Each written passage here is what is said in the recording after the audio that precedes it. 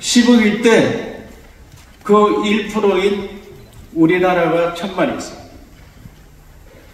그리고 1820년에 20억이 됐어요. 그때 우리는 2000만이 됐어요. 현재 세계 인구는 얼마냐? 80억.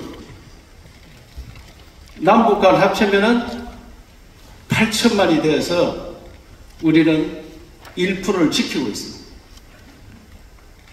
그런데 인구는 1%인데 세계에서 가장 못 살아서 밥을 못 먹는 민족이었어요. 그래서 밥 먹었냐는 인사를 매일 했어요. 저 어릴 때도 매일 밥 먹었냐는 인사. 밥을 굶는 걸 보통으로 했어요. 그래 오래 못 삽니다. 우리가 1962년도 공무원 연금을 할 때, 제가 연금 계획을 할 때, 그때 평균 수명이 얼마인가 보니까 62년도에 우리 평균 수명이 52세입니다. 그 나라 잘 살게 해서 지금은 84세가 됐어요. 그런데 이제부터 문제가 생깁니다. 왜 우리는 후진국 출생, 여기 우리 선임들도 많이 오셨는데 선임들도 다 후진국에서 태어났어요. 80년대, 90년대에 태어난 사람들은 중진국에서 태어났어요. 중진국에서 태어난 사람이 지금 얘기를 놓습니다. 우리 아버지 세대는 후진국 중에 가장 후진국에 태어나서 일제시대 때 살고 6.25 전쟁 거치면서 애를 평균 6명 낳았어요. 우리 때는 애 놓지 마라 해가지고 한 명 하면 2명만 낳았어요. 그런데 지금은 여기 많이 노력해도 선진국 2000년대 이상 태어난 사람은 선진국인데 중진국에 태어난 사람들이 후진국 태어난 사람들한테 교육을 잘못 받아가지고 과잉보호가 됐습니다. 과잉보호.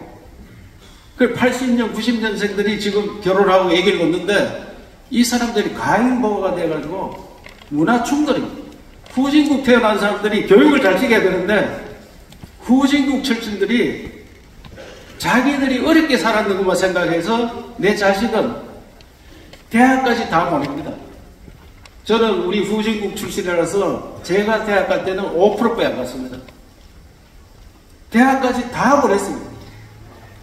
대학 졸업생들이 실력이 대학 졸업생이 돼야 되는데 실력은 대학 졸업생이 안 됩니다. 그렇다 보니까 이 사람들이 자기 생활과 내 공부했는가 안 맞습니다. 그래 취직이 안 됩니다. 우리나라가 대학을 80% 가는 나라, 전 세계 이런 나라가 없습니다. 그래서 저들 세대가 반성을 해야 돼요. 지금 세대도 많이 반성을 해야 돼요.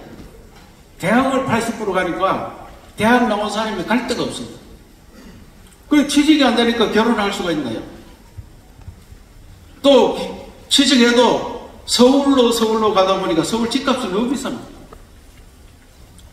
저들 때는 사글세방도 살고 월세방도 살고 단칸방에 살고 그래 결혼했는데 지금은 그런 선진국 출신들 중진국 출신들 그런 데 가지 않습니다.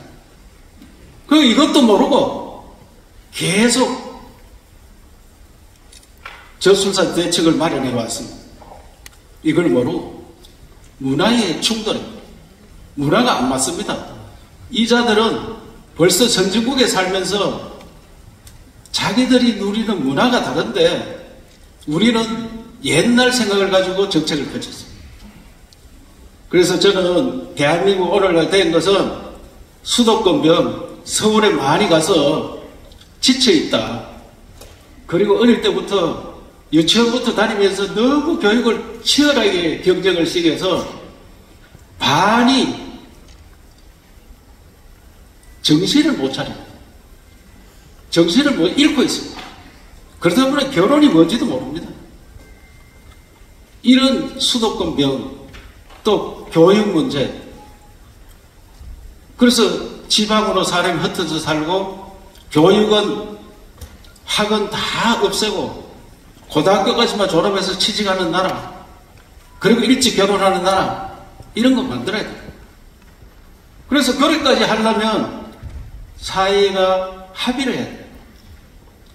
그래서 삼성 이재용 회장 만날 때마다 삼성은 연구직 말고는 다 고등학생 졸업증 받아봐라.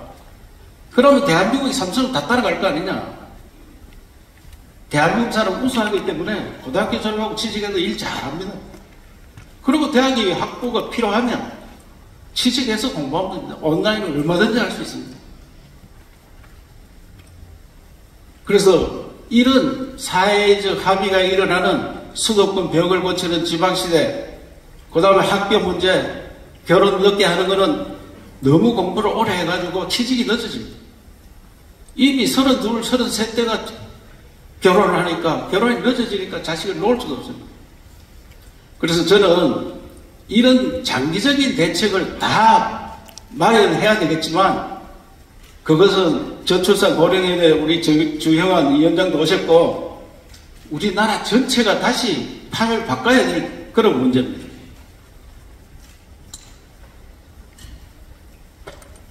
오늘은 그런 장기적 대책은 차근차근히 하더라도 정말 젊은이들이 피부에 와닿는 대책, 피부에 와닿는 대책을 만들자. 그것은 도청만이 나서서 되는 거 아니고, 시장 군수님 오신 시장 군수님이 나서서 되는 건 아니고, 여기에 사회 모두가 온 마을에서 애를 키워주는 이런 나라를 만들어야 된다. 그걸 어떻게 하느냐. 가장 결혼 안 하는 문제가 뭐냐. 지금 우리나라 30대 절반이 결혼 안 했습니다. 우선 결혼을 해야 뭐 아기를 놓든지 할 거 아닙니까? 결혼을 어떻게 하겠느냐? 너가 애로사항이 뭐냐? 가장 큰 게 주거 문제입니다. 주택 문제. 주택 어떻게 해결하느냐? 이것은 지방정부만에 해결할 수가 없습니다. 중앙정부와 함께 저는 우리 도에 힘 닿는 대로 해보려고 합니다. 도에 결혼하는 사람들은 잘 사는 집은 자기들끼리 해결하고, 한 80분위까지는 집 문제 생기면은 저리 융자, 안 그러면은 이자를 완전히 부담해주는 그런 제도를 만들고 있습니다. 이자를 완전히 우리가 다 부담해줄 테니까 집은 쉽게 구해라. 그리고 우리 스스로 청년 신혼부부 주택을 개발공사를 통해서 750채를 지금 설계를 하고 있습니다. 여기서 공짜로 와 살아라. 10년 동안 공짜로 살고 10년 후에 가면 자기가 살 수도 있고 딴 데 이사 갈 수도 있고, 주거 문제 해결하는 것을 신혼부부 결혼 대상자들한테 가장 먼저 해결해주고, 그리고 난 다음에 애를 놓으면은 애는 공동체에서 키워줘야 됩니다. 공동체. 오늘 여기 사회단체, 시민단체 대표님들 많이 오셨는데, 종교단체 모두 힘을 합쳐서 어떻게 하려고 하느냐. 우선에 우리나라는 80%가 공동주택에 삽니다. 이것도 큰 문제입니다. 저는 저출산 문제도 아파트 문제라고 생각하고 있습니다. 너무 안락하게 삽니다. 이 주택 문제, 이거 대한민국 새롭게 만들어야 되는데, 그건 차출하고 우선에 공동주택에 1층이나 또 상가가 있으면은 공동 몇 세대가 있다. 거기에 애기들을 볼 수 있는 0세, 1세, 2세, 그 다음에 3세까지, 0세에서 3세까지는 이 전두엽이 발전하는 시대이기 때문에 여러 사람이 보면은 정신적 문제가 생깁니다. 반드시 엄마나 이모 정도 되는 한 사람이 봐줘야 됩니다. 한 사람. 그런 전문가를 제가 만들었겠습니다. 그래서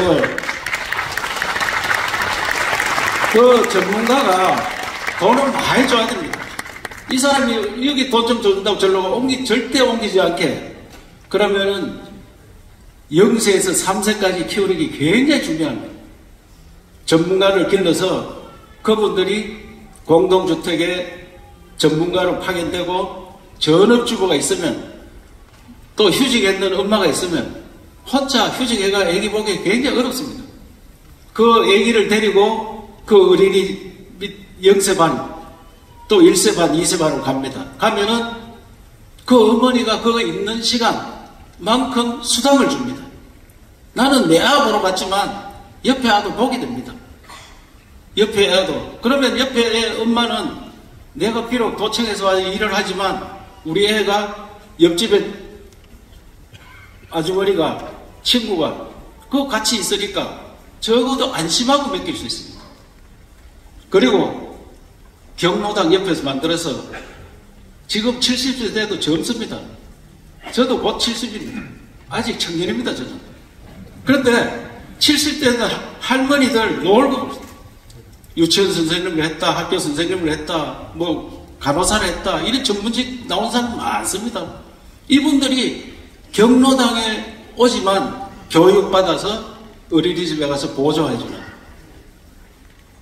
도와주고, 또 시민단체 의용소방대, 자율방범대, 뭐 새마을회, 또 부녀회, 또 우리 여성단체 협의회, 뭐 단체 많습니다. 이분들이 자기 동네에 당번을 정해서 어린이집에 필요한 게 뭐냐 심부름해주고, 초등학생 반도 옆에 만들어가지고 학교 갔다 오면 여기 쉬어라. 엄마 아버지가 12시 와도 상관없습니다. 거기서 놀아라. 그리고 전문가가 그 애기하고 같이 놀아주고, 그래 하다 보면은 공동체에서 이렇게 해주면은 아파트는 이웃도 모르고 사는데 이웃하고 굉장히 친해집니다. 우리 아를 돌봐주고 있으니까. 아이고 누구 어머니 너무 고맙습니다. 우리하고 어떻게 놀아요?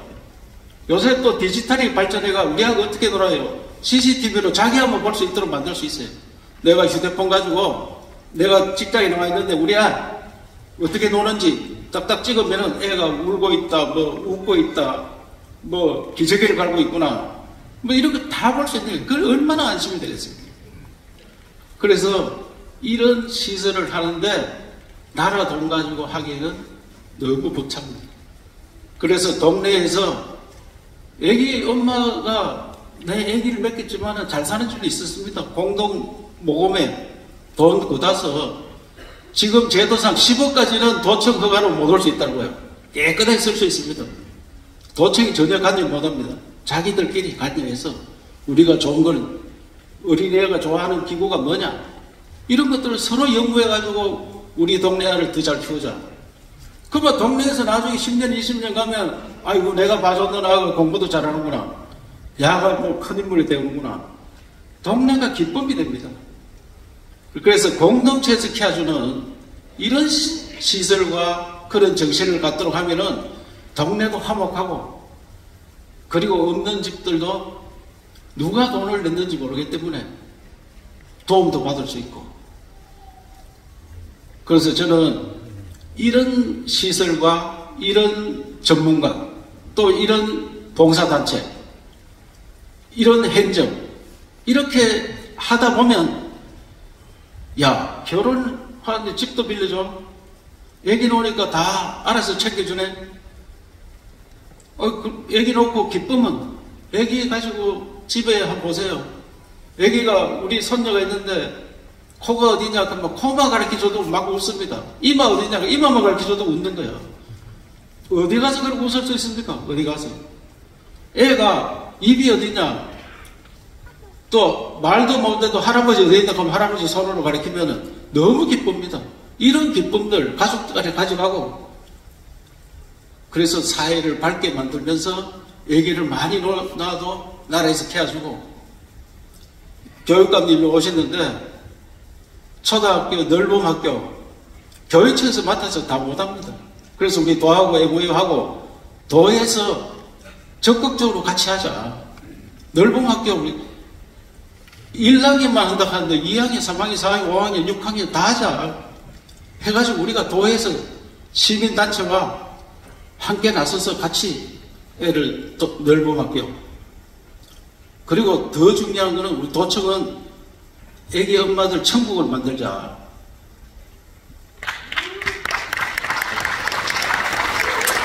도청에서 시범을 보이자. 어떻게 하느냐. 애가 오늘 아프다. 아픈 아를 어떻게 맡길 수 있습니까? 영세 아를 어떻게 맡겨내요? 그러고 재택근무 가능하면 재택근무해라. 안 그러면 애를 안고 사무실 와서 방 하나 마련해 줄 테니까 거기서 애를 돌봐가면서 일할 수 있는 거는 인터넷 얼마든지 일할 수 있습니다. 그리고 옆에 친구들, 동료가 니는 애가 많이 아플 건데 집에 가좀 재택근무해라. 애기와 같이 근무할 수 있는 공간. 애기 낳는 엄마가 너무 자랑스럽고 그 아빠가 너무 자랑스러운 그런 조직을 만들어요. 또 육아휴직 가려고 하느냐. 그런 나라 만들면 안 됩니다.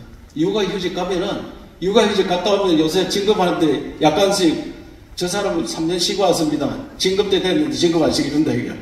육아휴직 갔다 오면은 뭐, 감점이 아니고 플러스 점수를 줘야 됩니다. 플러스 점수를. 나라의 법에를 만들었는데, 그것을 왜 감점을 매기느냐. 플러스 점수를 줘야지. 그래서, 육아의 천국이 경북도청이다. 일단 시범을 보려고 합니다. 시범을. 그 시범을 보이면 새마을 운동이 우리 청도와 포항에서 시작해서 전국으로 퍼졌습니다. 그래서 이 나라 정말 잘 살게 만들었습니다. 이 운동을 아프리카로 아시아로 지금 경북에서 계속 운동을 하고 있습니다. 그런데 경북이 나서면은 못하는 거 없다고 생각합니다. 어떻게 생각하십니까? 오늘 제가 여기 오신 분들한테 당부드리고 싶은 것은 마을에서 애를 키우는데 시민단체 그리고 어린애 가진 부모 모두가 우리의 아다, 내 아이다 생각하는 그런 마음을 가져야 돼요. 그리고 애 낳는 집은 애국자 집안이다. 애국자 집안이다. 또 애 낳는 엄마는 이제는 애국심이라든지 뭐 공동정신이 이런 걸 요청하면 안 됩니다. 개인 가정이 얼마나 행복하냐. 개인이 덕이고 개인이 행복하다. 개인 행복을 굉장히 주장해줘야 돼요. 애를 많이 낳아서 애국자 돼요. 그래 자꾸 이야기하면은 애 안 낳는 사람은 어떻게 해? 못 낳는 사람. 그래서 개인이 행복하다. 개인 이제는 선진국은 개인주의입니다. 개인주의. 개인이 행복하고 개인주의로 갈 수 있는 그런 나라를 만드는데 우리 경북에 앞장서야 되는데 그렇게 도와주시겠습니까?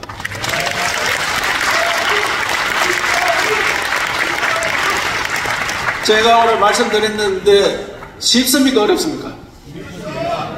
이게 굉장히 쉬우면서도 어렵습니다. 사실. 굉장히 쉬운데 어렵습니다.